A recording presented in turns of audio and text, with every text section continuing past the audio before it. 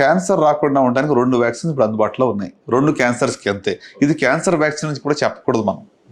2 రకాల క్యాన్సర్ రాకుండా 2 వ్యాక్సిన్స్ ఉన్నాయి ప్రివెంట్ చేయడానికి. ఓకే. క్యాన్సర్ వ్యాక్సిన్ అంటే క్యాన్సర్ ట్యూమర్ టిష్యూ తీసుకుని దానికి యాంటీగా ఏదైనా డెవలప్ చేసి ఇస్తే దాన్ని యాక్చువల్ క్యాన్సర్ వ్యాక్సిన్ అంటాం.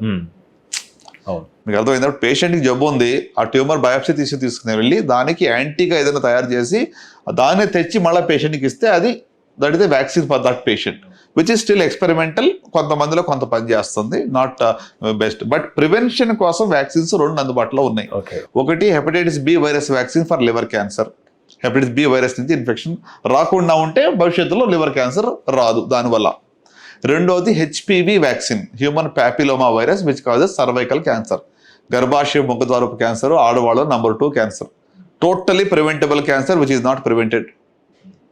రైట్, ఎంత బాధాకరమైన విషయం అలా చూస్తే. సో దీనికి ఈ యొక్క వ్యాక్సిన్ ఎవరు తీసుకోవాలి? 9 to 14 years ఉన్న వాళ్ళు తీసుకోవాలి. అప్ టు 26 వరకు కూడా తీసుకోవచ్చు.